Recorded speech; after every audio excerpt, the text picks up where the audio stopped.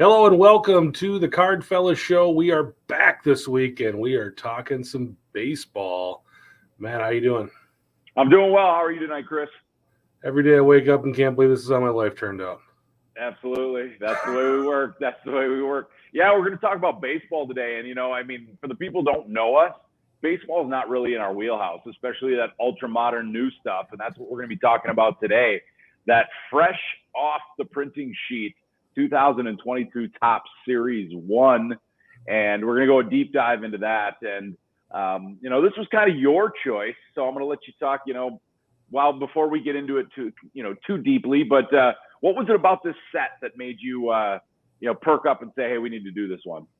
First baseball set of the year. It always, and I know baseball, we've been really more football collectors over the last few years, but baseball is kind of what I got started with, and it still does feel like the beginning of the year to get that set going. It feels kind of fun. It feels like we've got something new to look at and something to enjoy there that way. But really the main thing that I like about it is when I saw the photo of what the cards look like. I always look forward to the Bowman set every year. To me, this set looks a lot like a Bowman design. Like whoever designed this set probably is on the Bowman team. And to me, when I saw that design, I'm like, I really like that. I want to buy some of those. They look. Yeah. Yeah, very nostalgic looking set, very clean. And the beauty of this set right here, this box, it's affordable. It's available. So for people who are interested in that first off the press baseball product, yeah, this is a good one. We're going to be talking about this, and I'm going to rip this one live while we're talking about it. So this is just a blaster box retail of the Series 1. We'll see what we can get. The one thing that we will talk about, though, and I know this is part of the reason that you wanted to, was all of the parallels. I mean, it's crazy. So we'll dive into that first. But, hey, I wanted to tell you something cool that I saw this week, and it's a guy from the Colorado Rockies. He's a young prospect named Benny Montgomery. And now he did something bold with his autograph when he was asked by the Bowman team to autograph his rookie card. He went and got creative and personalized his auto on card number 69. Come on, dude. He's 19. It's like, really?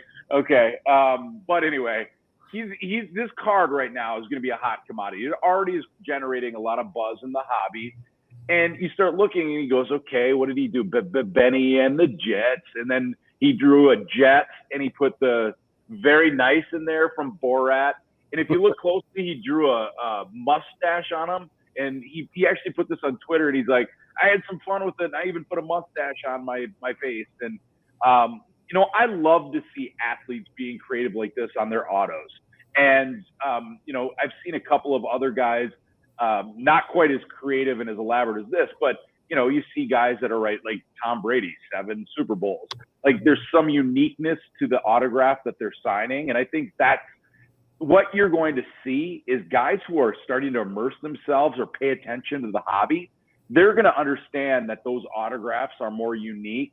And I think it's just going to create so much more of a market, so much more of a buzz for that. So I love seeing this 19-year-old kid. I don't know if he's a hobbyist, but he clearly understands. He got the bit, he knew exactly what he was supposed to do. And again, it was card number 69 out of 99 or whatever it was. But okay, but he had fun with it, and I appreciate that. Me, for one, I love it, and I hope more guys start doing it and start personalize some of their autographs, because I think the hobby, the true people in the hobby, those are cards are going to be hot commodities. And as we've seen, we've started to look and see some of these guys who are in the sport are collectors. We've seen LeBron James has talked about autographed rookie cards that he has. And someone asked him, hey, did you see your rookie card just sold for blah, blah, blah? And he said, yeah, I got a couple of those. So these guys know that this is, this is a niche now. And I, for one, am all for it. I love it. Yeah, for sure. Nolan Void stopping in there. He's been a fan of the show from day one. He says, number 69, nice. man, that auto is how to make it fun. Hope to see more of that in the future for sure. So you guys on the podcast listening, if you see us, we do this show live, and you can chime in and be part of the show whenever you want. I know there was a dual auto a few years back that had Mike Trout and Bryce Harper on it. And Mike signed his and said, Bryce is really, really good. And then Bryce signed his saying Mike is really, really good. That was a cool card too. Yes, that's the type of stuff that I love. And I think there was a Kobe Bryant and LeBron. They did the number of points they scored at Madison Square Garden. So there's going to be a lot of neat things like that. You know, I've done a show on this before. If you go back to our old YouTube videos, it was a Josh Allen, and I think it was from his college. I can't even remember what it was, but it had some sort of scribed personal type of message on his auto. And I just thought that was cool. And I ended up selling it when Josh Allen was playing really well. So I can't remember. I'd have to go back. But yeah, again, I love it. I love it. I love it. I'd love to see more athletes do it as they put their pen to the cards that we as collectors in the hobby love to get our hands on. And I love the fact that I've also seen videos too of some of these guys. They're signing the cards really carefully so they don't mess up the edges and the autos look great, because they know this is now a multi-billion-dollar business, and their collector cards and their autographs mean a lot to a lot of people, not just for the sentimental value, but the value period. So I love it. Right. I've seen a lot of those videos of guys signing those cards, and they sign them and just throw them across the table, and you're watching that going, no, don't do that. And that's, people kind of give grief to the sticker autos, but the nice thing about the sticker auto is theoretically when they're putting that sticker onto the card should be in pretty good shape. So I think a lot of times the sticker autos come out a little better just because the cards aren't manhandled as much as they are with the on-card autos. My thing that surprised me this week, we talked, I think 2 weeks ago, about that ticket stub that a fan had found in the closet. It was a ticket stub from the first game Michael Jordan played as a professional. And this gentleman had 2 tickets, and somebody couldn't go to the game, so he just never tore it and had it all intact. It went for sale at auction for $468,000. Which my gosh! Yeah. Wow. And he said, in the interview that they did with the guy like a month ago, that he goes, if somebody would have came up to me and handed me $500 for this 2 years ago, I would have taken it. Oh. So instead, he gets almost $500,000. And that actually, unbelievable. Wow. There was another ticket that sold from that same game back in December that was just over $200,000. But I think what may have caused some buzz is there was a Jackie Robinson ticket in the same auction. So I think a lot of people came there maybe thinking they would bid on one and end up bidding on the other one as well. And the Jackie Robinson one actually went for a little bit more than that Jordan one did.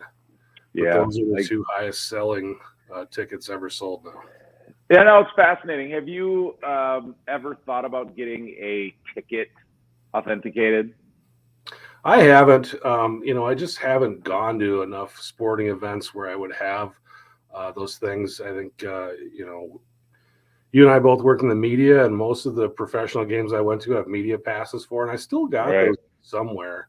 I kept, I think, all of them. I still have them somewhere, but the only game I could think of that might be value that I was at the Green Bay Packers Seattle Seahawks game where Matt Hasselbeck said, we'll take the ball and we're going to score. I was on the field for that play. Yeah. But that would be the only one that I have. I've got a bunch of old race tickets and stuff like that. But as far as a sporting event that someone would want to buy a ticket, that's probably about all I have. Yeah, there's some memorable ones sitting around my house. And I looked at them actually the other day when you and I were talking about this MJ one. And Twins World Series tickets, Minnesota Twins. I'm a Minnesota guy, so I have a couple of those. They're ripped. I attended the games.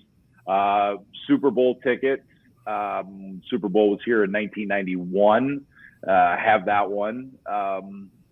There was another Super Bowl in Tampa that my dad got me a ticket to, and he went to the game, but he gave me the stub. So there's some tucked away in my collection that it's got me intrigued. I've never gotten it, never gotten up the, the effort to find out, okay, what do I have to do to submit to PSA? But, might be time. You know how much I love sending stuff to PSA and letting them take my money.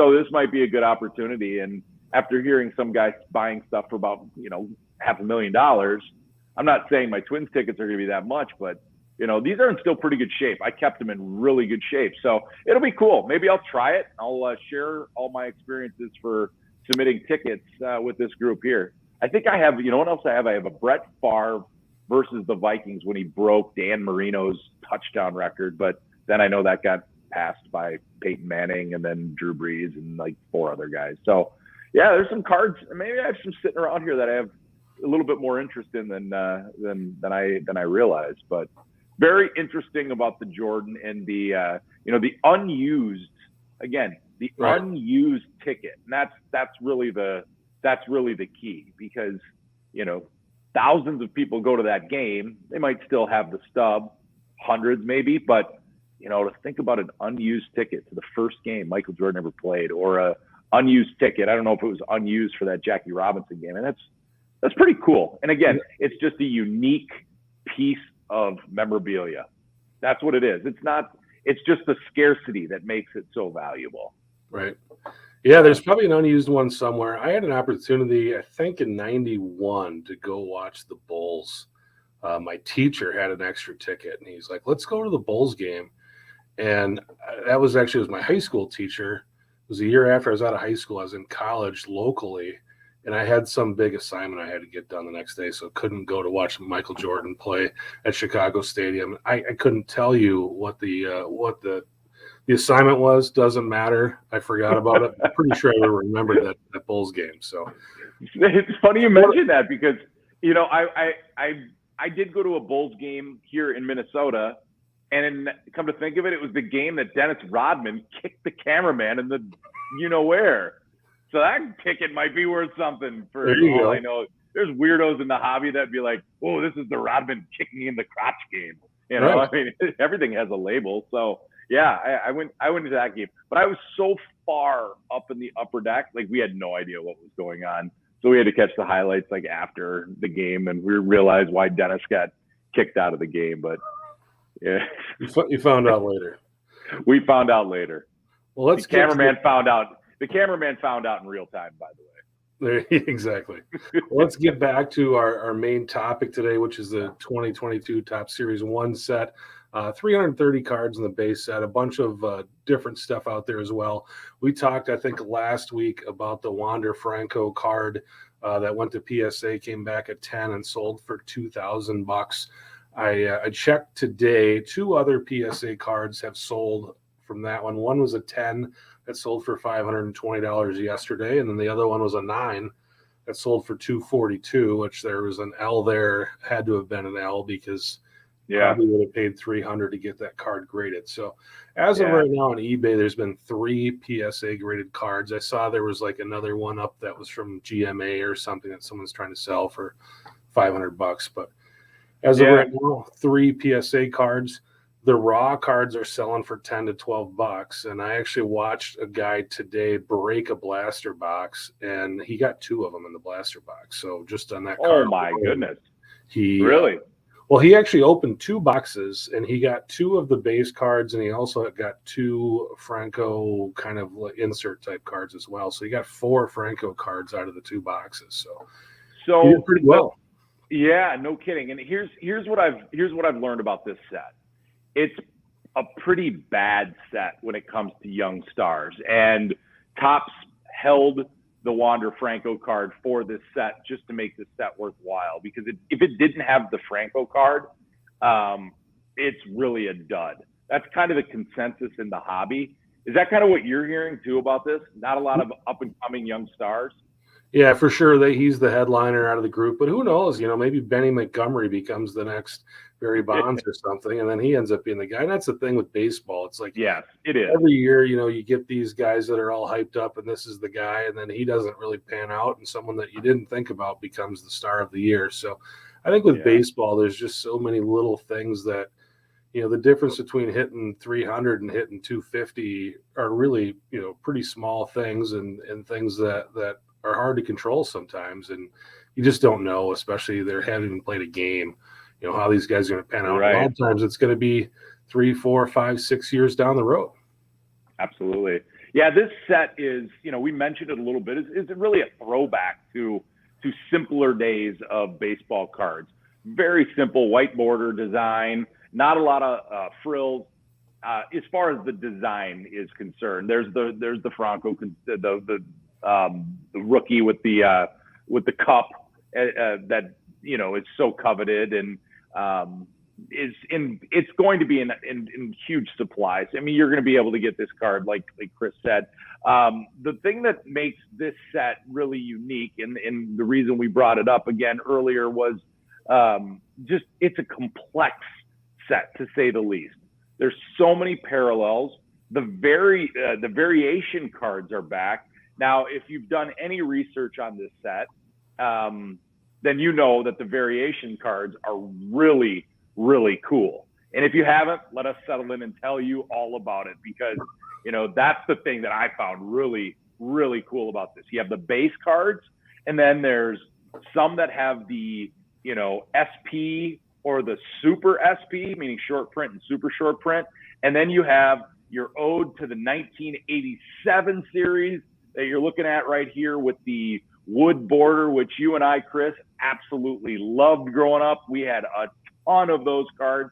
So seeing this back in the hobby is really enjoyable to me. I know it's for you. So it's just, there's a lot of things happening with this set beyond the base, which I think that's what gets people excited.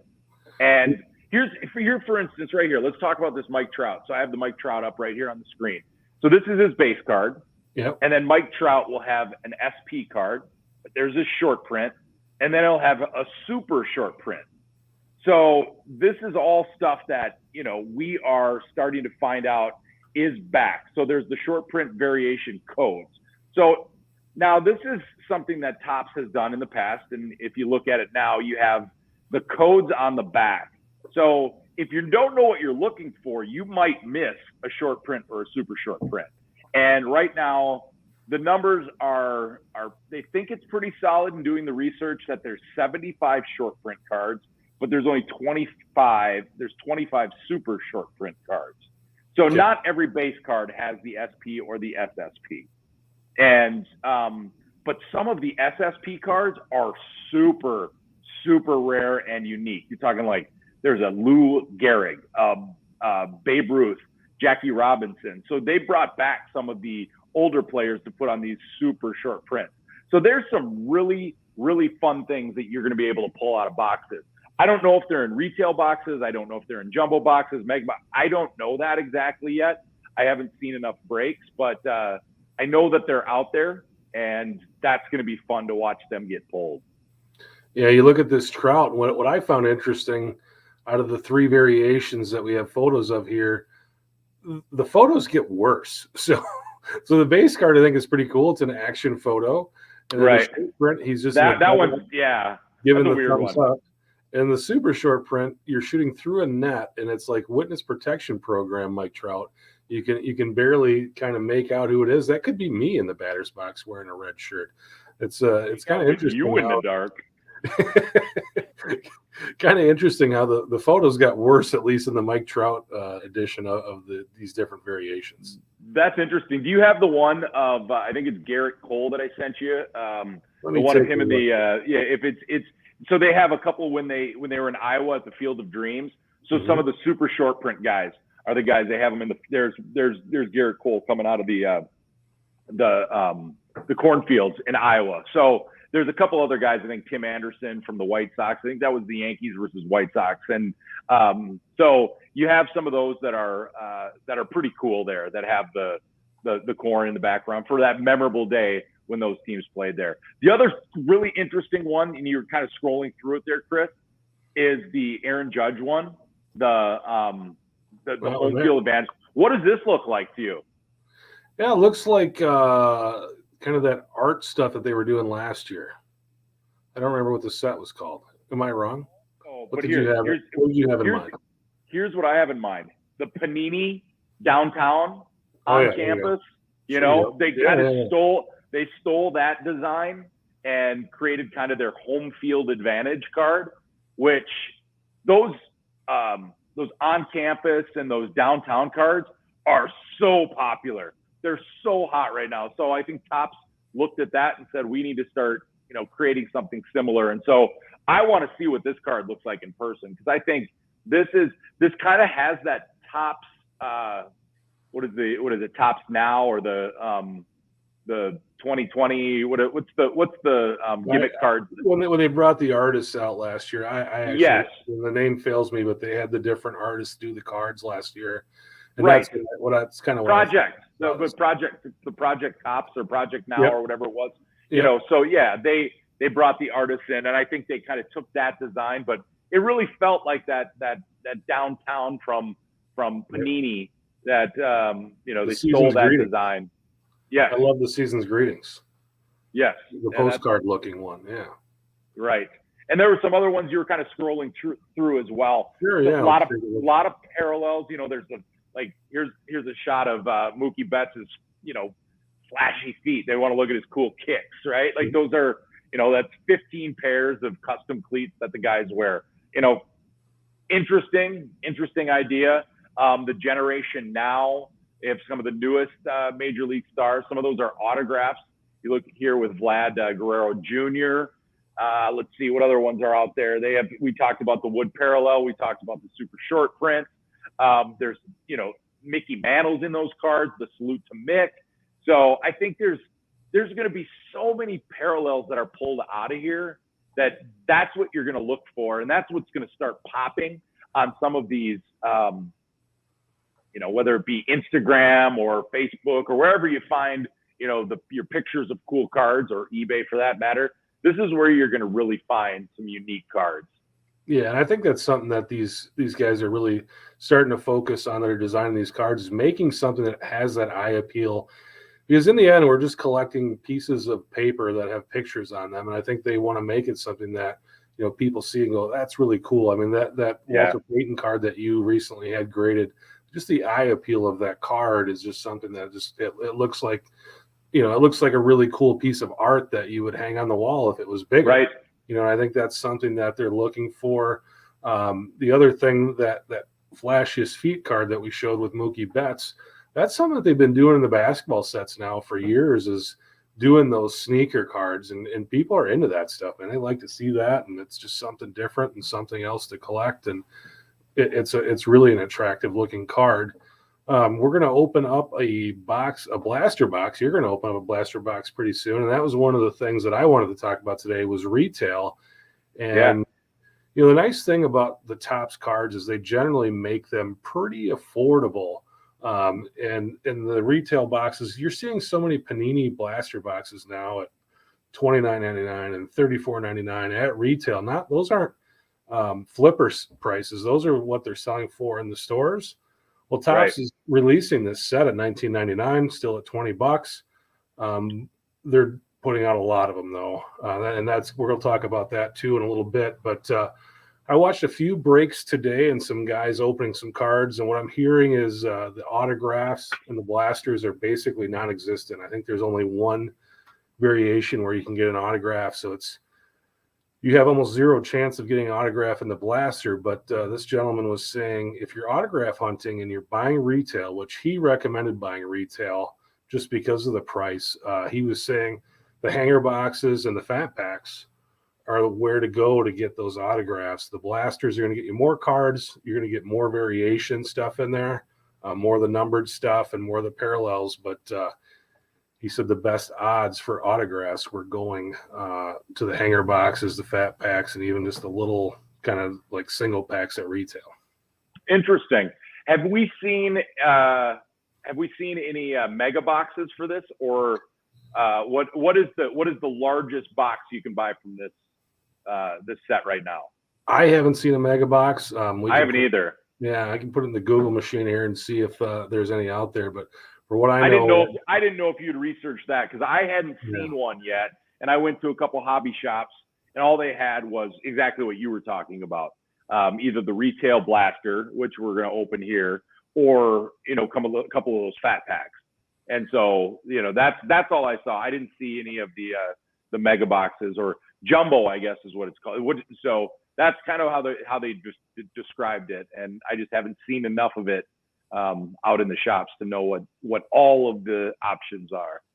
Yeah, the jumbo is a hobby product. It's just a thicker pack in the hobby product. But the mega box would be a retail product, which generally is about double of what your blaster box cost is going to be. And I do see some jumbo boxes out there right now at hobby. Obviously, the hobby box. Another thing that Topps does is the hobby box is pretty affordable. I think I saw some sell for 120, 130 bucks. Yes. I think some people are picking them up and trying to turn them for more, but I think that box is going to sell right in at about 120 bucks. Yeah, and this is and that is really, I mean, considering what today's boxes are going for, that's affordable. That is really affordable. And you're going to start getting, the thing is with this set, like I said, you're looking at cards, you're looking at, they have 1-of-1 printing plates, 1-of-1 platinum cards.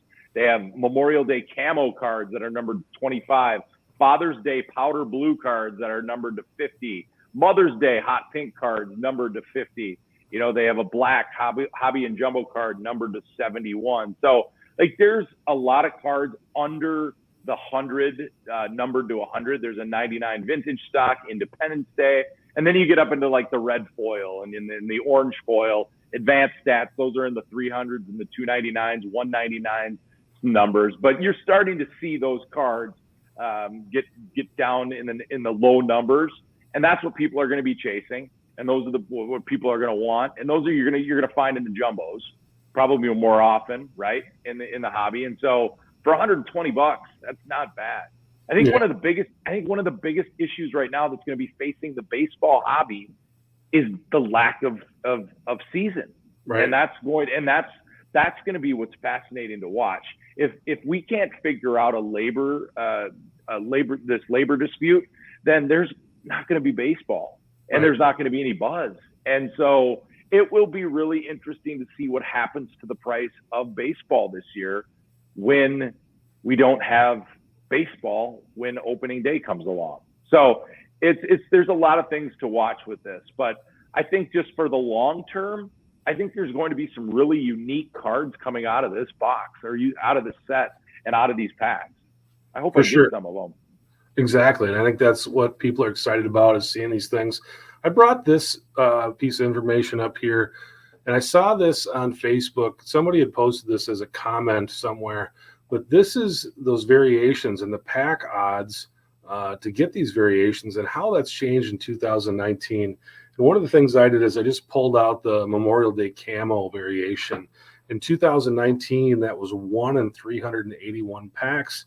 In 2020, it was 1 in 1,091 packs. In 21, it was 1 in 2,134 packs.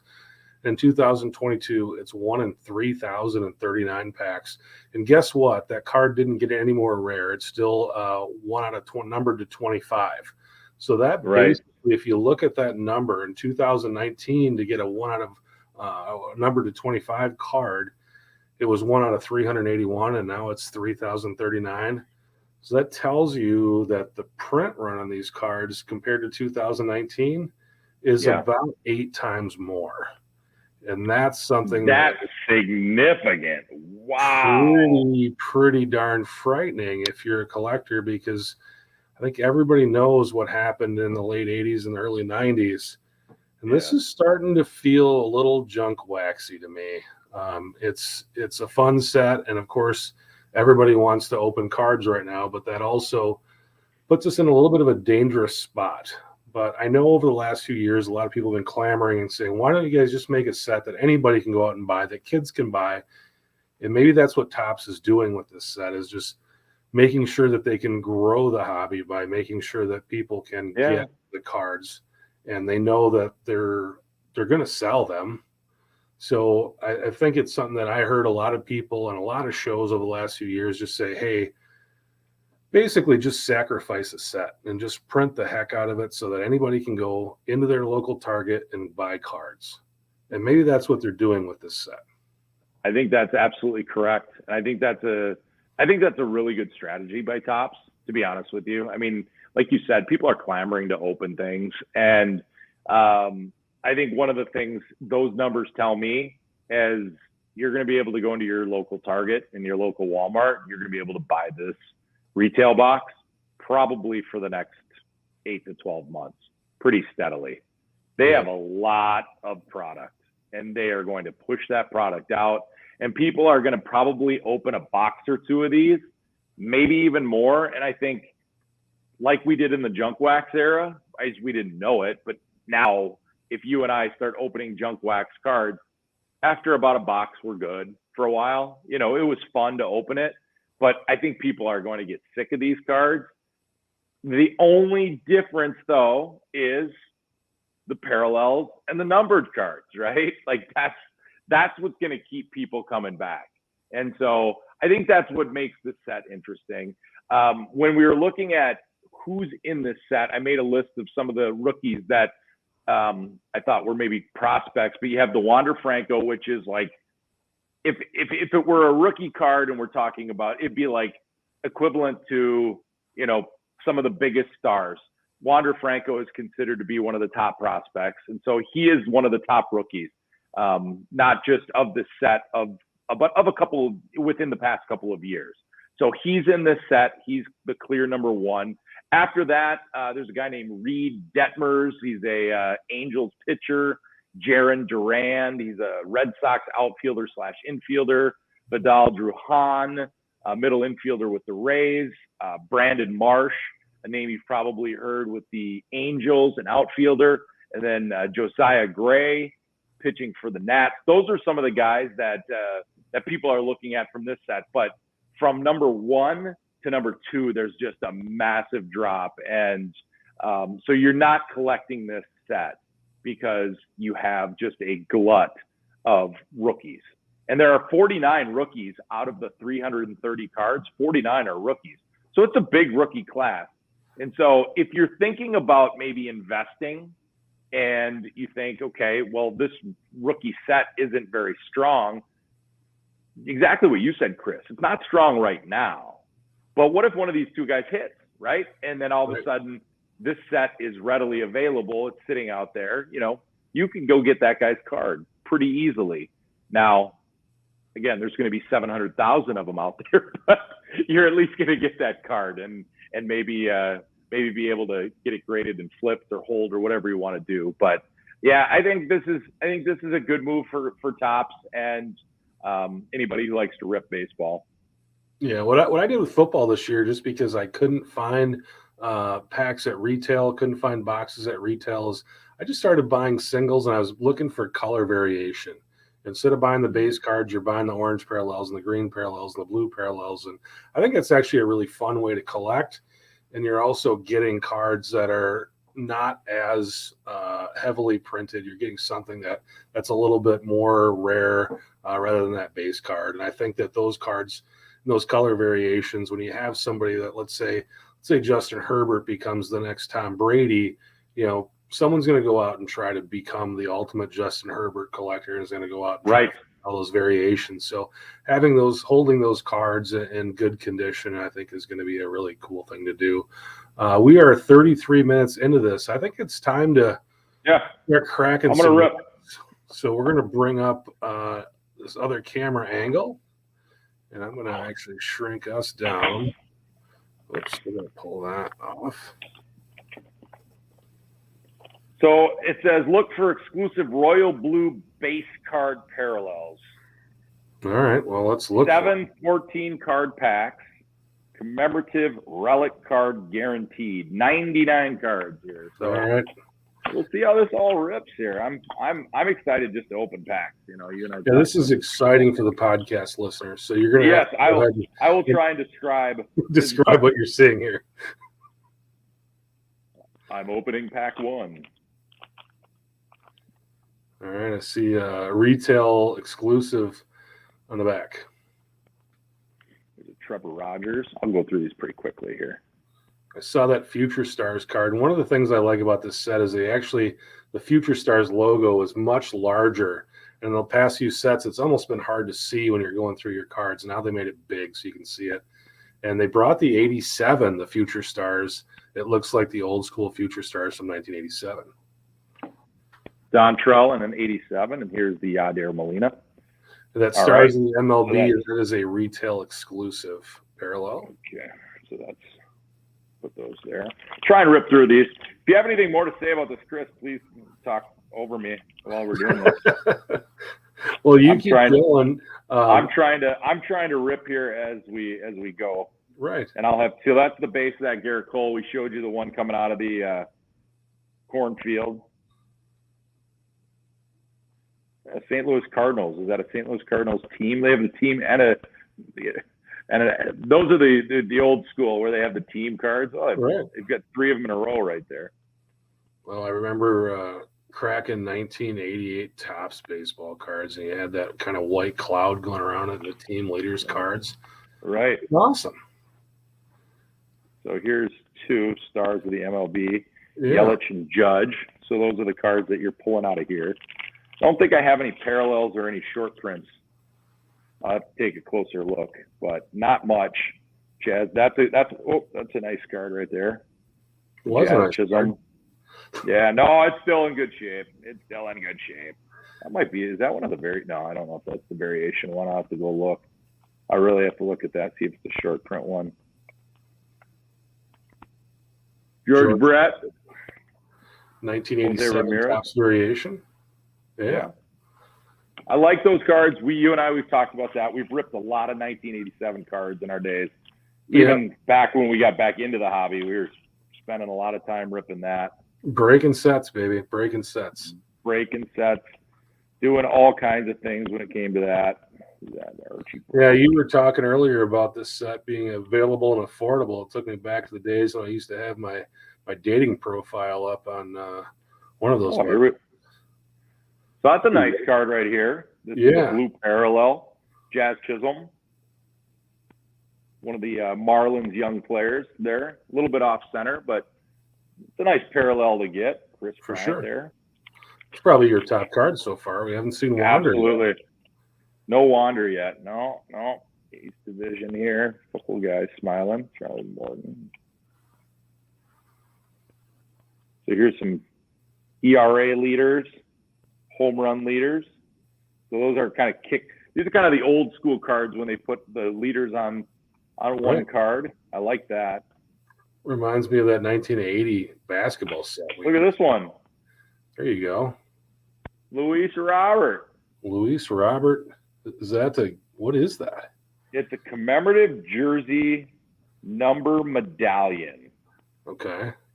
So you have received a player jersey number medallion card. So that must be that's my relic. Yeah. That's a pretty cool. Man, that's a nice looking card. I like it. It's very cool. Here's another one that welcome to the show, Andrew McCutchen. This is a Shoni Otani, stars. So this one is that's another parallel or an insert, I should say. So I thought that Louis Robert card was something a little bit more special than it was, but still a cool looking card. Very cool. And I hope he gets to play again this year and bounces back after kind of an injury-riddled season last year. Here's a numbered card. So this is a JT Realmuto, numbered to, let's say, 300. All right. There, so numbered to 300. So that's my first numbered card of the day. Here's a home run challenge. I can scratch something off. Topps promotion. I'll have to figure out what that is. Joey Gallo. So last pack here. So last pack. Still looking for Wander.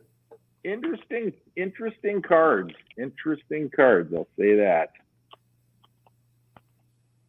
Louis Gill. This guy's a nice prospect. This guy too, right here, Brian Hayes. Yeah, he was supposed to be the next big thing last year. He was. He was supposed to be the guy, and I think he had a decent year, but so didn't do quite what everybody thought that they were, at least what people were hoping for anyway.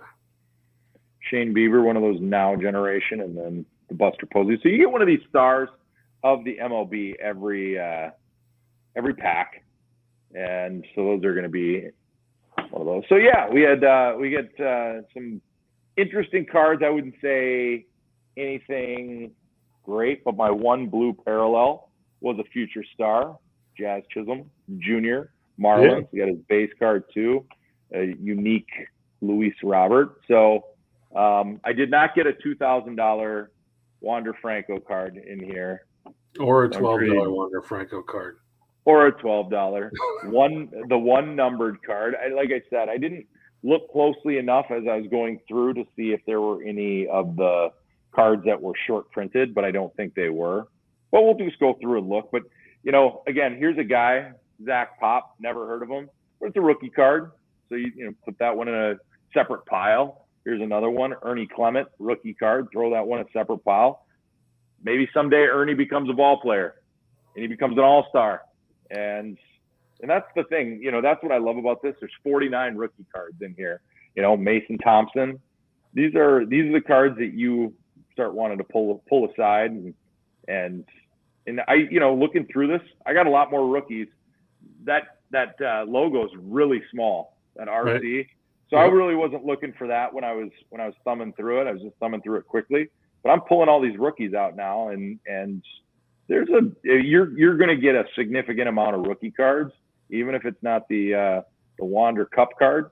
But you're going to get a lot of rookies in here, and those are the ones you just pull out. And like I said, hopefully somebody becomes a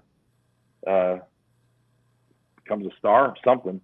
For sure. I buy those kind of like 100 count plastic little containers, and I'll just fill those with rookie cards. So, I'll go through my 2022 baseball, put all the rookies in there, and then when that one's full, I'll just start filling another one.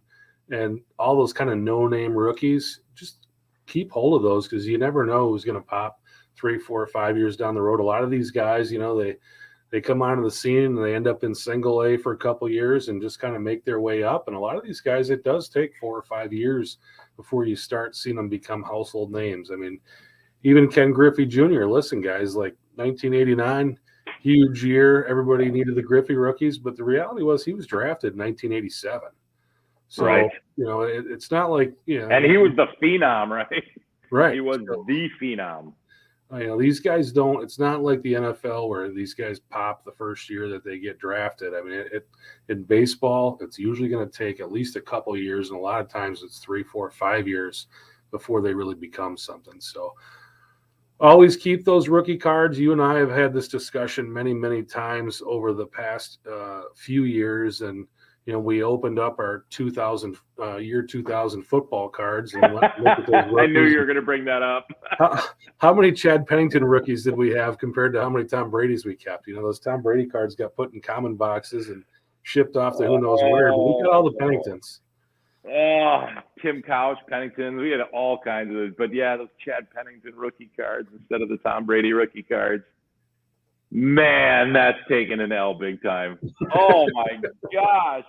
But, I mean, that's why you got to hold these rookies for, I would say, 4 or 5 years before you dump them, just because you just don't know who's going to pop and when they're going to pop. And even, everybody's wanting this Wander Franco card. But, I mean, think about, in 1989, everybody wanted the Greg Jeffries card. In 1990, everybody wanted the Gary Scott card. And those guys are just trivia questions now. So right. Yeah, that's a great point. Yeah, you got to watch out for that. Baseball is such it really is a highly speculative sport. And look at how many rookie cards there are, future stars, and then the rookies, the cup, the gold cup cards. Like, it is really speculative. I remember sitting in a card shop back in the 80s, and the guy was like, "Oh my gosh, you got to get all these Dave Magadan future stars cards. This guy's going to be the next big thing," and he wasn't. And it's just, again, you're just speculating, but, hold on to these cards. I don't, at the end of the day, these cards are probably not going to be worth much or ever going to probably reach any value, but cheap wax to rip. And that's what we're hoping for with the hobby. We want to have some fun. We want to be able to have affordable cards that we can just readily get and we can go rip when we're bored, or we want to just have some cheap entertainment. And that's exactly what this was. And, like I said, not anything to write home about, but I had fun doing it. And it's our first live rip on the old podcast / video cast. Very, very good. All right. What else we got for topics here tonight? Well, I'm done with the top series. I don't know if you have anything else you want to put a bow on it, or I'm good talking about this after looking at some of these cards. I think we've done it a good amount of attention. Yeah, for sure. Let's move on to our closing statements for the evening. You can go first. You want me to go first? Okay, so I've been talking about this throughout the last couple of episodes. My PSA 5-card, $50 per card allocation lottery type of situation. Well, I just got my grades back on my first 5-card allocation. So to me, this is like, wow, they said 90 days. PSA has had my other cards for over a year, and now here we are, 60 days or so, and they have my grades and my cards are coming back. So I'm really excited to hear about what PSA has planned for the future, because clearly they can get these cards in and turned around in a timely manner. Now, I do understand I'm paying $50 a card to get these back, so that's a significant investment. But I think, I keep saying this, I think this is a guinea pig for lowering the prices. Because right now, SGC and Beckett is back to getting cards graded for $30. That's the lowest price they have with no subgrades. PSA needs to get back there. And if you saw the news this week, they just leased a 130,000 square foot office space in New Jersey. They're going to start ramping up their production for grading and assembly and getting cards in and out more quickly. I think you're going to see some changes in how they offer up allocation. They're not just going to open up the floodgates again like they did before. I think they learned that was a disaster.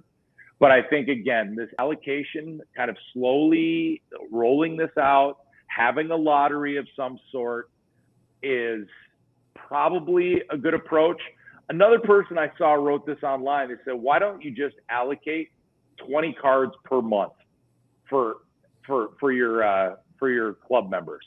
And I thought that's an interesting concept too. Basically putting a limit on the number of cards you can send in. So I think this is a positive step for people who like to get things graded by PSA. I'm in that camp. I've told you that before. I like to gamble. So I like to gamble on sending those cards in and seeing what the grades are. And as long as I'm not losing a ton of money, I will continue to do that. And so I think this is a good thing. I think PSA is learning from what they're doing. But here we are, 60 days from when I submitted it, when it was entered, it's coming back to my house. And I will be able to open it on this broadcast, hopefully the next time we go live. So changes are coming for PSA. And then one thing, when I was looking at this, Chris, I didn't realize that Beckett was back to charging just $30 a card for a regular graded card without the subgrade. They had been at the $100 level for a while. So they've quietly moved back into the competitive market. That SGC has really stolen a lot of their market share. But I think there's still a lot of people out there who like to have Beckett grade their cards, and now they're getting back into that lower price, which I think is forcing PSA to kind of do the same thing. Yeah, I think it'll get there, and Beckett does a great job. I think they actually look really nice. The slabs look great, but man, it comes down to resale, and right now it does. It's hard to send it to somebody else when you see what the prices are, what the prices actualized are compared to the other places, and it to me it forces your hand to go to PSA, even though it's kind of a difficult proposition right now. But you hit it right on the head though. Like, you're spending $50 for PSA, $30 for SGC. You're going to make up that money most of the time in a resale. Don't you agree? If you get the grade, if you get the right grade, I mean, if you don't get the right grade, it doesn't matter what slab it's in, you're going to lose. So that's a good point. I think that your ceiling is higher, but the basement is the same no matter where you go. So that's a good point. It's one of those things that it's probably a little bit more of a gamble, but if you've got that card that you feel like can be a 10, I think it's worth it. If you're going to send in a card that's going to come back, maybe you've got kind of a vintage card that you want to get done, and that's going to be a 7, then I don't know if it really matters. But if it's a 10, I think it's probably worth the extra $20 to go PSA because you're going to see it that way. But of course, as we all know, we have a lot of cards that think they'll be 10s and come back right. with 9s. That's right. You had sent me a text 6s today. and 7s, something. Right. You had sent me a text today of a Ken Griffey Jr. rookie, an 89 Donruss, and we call that the unicorn card because it's to get that card in a 10, I think, is basically impossible. I mean, the card stock is so crappy, and they come out of the packs with little dings on them all the time. But you had sent me a picture of this 10 and a Ken Griffey Jr. Donruss, and there's no way in the world anyone who's really paying attention would have called that card a 10. It was off center. The corners were soft, but it's just like sometimes things get through the cracks, and it's even you take a place like PSA that's very well respected, and the cards are obviously there's a premium on them, but clearly that card was mistakenly given a 10. But it'll be interesting when the owner goes if they try to sell that card, because I've had cards where I've sold that have been 10s and people returned it and just said, this card I don't believe is a 10, and I'm sending it back, and I've had that happen before, and I don't see any way that person can be able to sell that card online. I mean, maybe they can sell it to show a cash and carry kind of deal, but it's just not a 10. No, it wasn't a 10. And you're right, PSA makes mistakes, and that's kind of the human element of it. But but interesting, and I always will keep you guys updated on kind of the progress of my cards. I think that's interesting, and I think that's interesting context for anybody who wants to get their cards graded and where they think the state of the grading world is right now, which I like to be dialed in on because that's again part of the hobby that I truly enjoy. How about you, Chris? What was the surprise for you today? All right, I'm going to bring this in, and I'm going to say this with as much sarcasm you can figure it out. But when I want my cards graded, I'd look at the leader at CSG, and I actually am going to bring something from the CSG blog that I saw this week that was interesting to me, and that was the 88-89 Fleer Jordan All-Star card. And I know this is a card that you have several of in your collection. Oh, yes. This is kind of the in-flight dunking card from Jordan. Iconic. Yeah, iconic card. And CSG is getting an influx of counterfeit 88-89 Fleer Michael Jordan cards. And basically the crux of the blog is that there are many, many counterfeits out there. So if you are in the market for one of these cards, buyer beware, because of its iconic nature, there's a lot of demand for it, and people have reprinted it several times. And check out the CSG blog. They've got some kind of dead giveaways as far as a lot of it's just pixelation in the card. And so if you're going to go to a show or a shop and thinking about picking one of these up, bring a lens with you just to get a better look at it. You can see the pixelation and the dots and stuff in the printing. But just thought it was interesting that they had put this blog post up just saying that they're seeing several counterfeit versions of this card coming into their door right now. The counterfeit, and this is a bit troubling because I remember you did send me this article and I read it, and it's a bit troubling considering that card is not I wouldn't say it's Michael Jordan's one of his flagship cards. I mean, it's not a super pricey card. Like it's a middle of the road, $300-400 card for a PSA 8 or 9. But the fact that it's being counterfeited, and it makes you kind of wonder, as the hobby grows, what else is being counterfeited out there, and how good are the graders at PSA and SGC to be able to check these counterfeits out?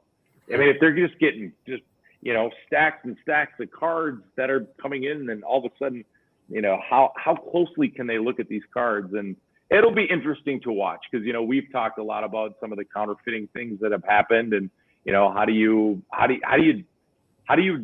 figure that out? How do you just look at that and with a really an untrained eye and say that, that's a reprint, or I'm not going to spend my money on that because it just doesn't look authentic.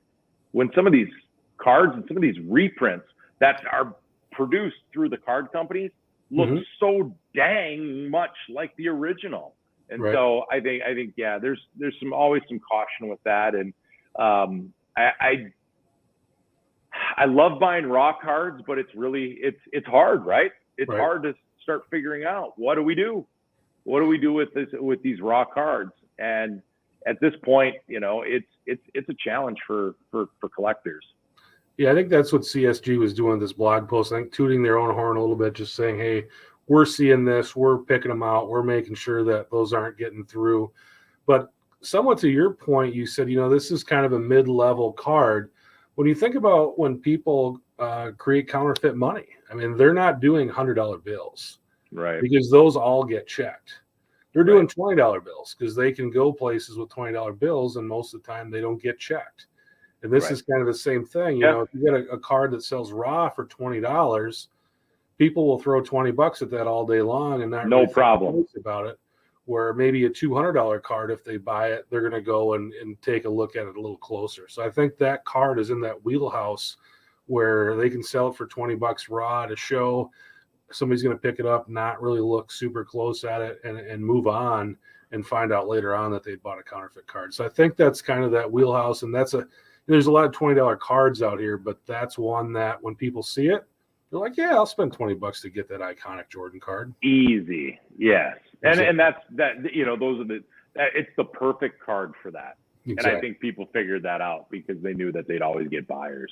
Yep. Well, that's interesting stuff. And, it always something to talk about in the hobby right now. That's just kind of the state of where we're at. I think anybody's still out there, there's a lot of people just trying to make a buck, and, some of them are going to do it legitimately and some people are going to do it illegitimately. So we just have to make sure that we're staying on top of it, and hopefully you guys can learn a little bit from us too as we're going through the process ourselves. So, well, this is a fun show, Chris. I got some new cards to go through here and figure out if I have any hidden gems that I didn't realize in real time. I don't think I do, but if I do, I'll come back and talk about it on our next show, which should be a fun one too. Like I said, I should have some PSA cards back to open live and show you what I got and what PSA gave me for grades. Yeah, we'll have to do that because the topic we're going to cover on the next show, I don't think you're not going to be able to go buy a box for $20 of what we're going to talk about on the next show.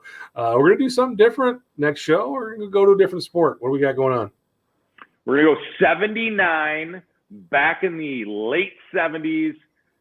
NHL hockey. We're talking the hockey set, and there was a gentleman by the name of Wayne Gretzky, I believe is how you pronounce it. His rookie card. Yeah, so we're going to go with the Gretzky year, the iconic hockey card that has the blue border, the young Gretz on it, number 99.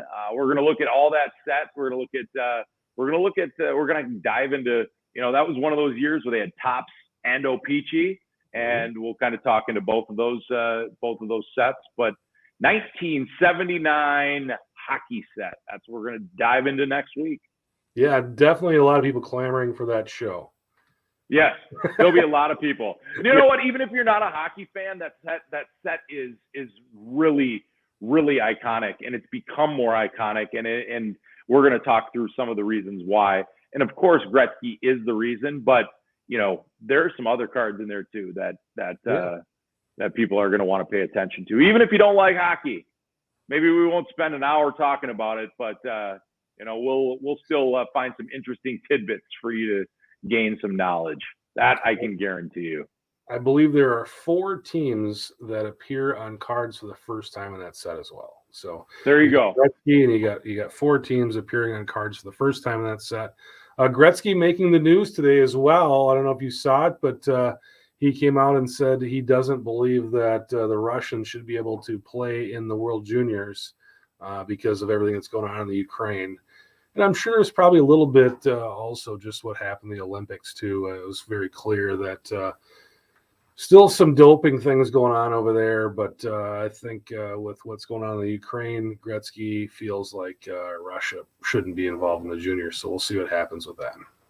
And he's an influential voice in the hockey world. So it's kind of one of those things when he talks, people listen, and it's not just his voice that he's speaking with. He's speaking with a much larger voice in the hockey community. So So definitely interesting developments to watch there. And that's, kind of the reason we want to talk a little bit of hockey is there's, Gretzky's an icon now. He always will be. And, let's tackle the set that made some headlines recently with the prices of his rookie card selling. So, yeah, looking forward to that one next week. All right, guys. Thanks for listening. Thanks for watching. We'll see you next week.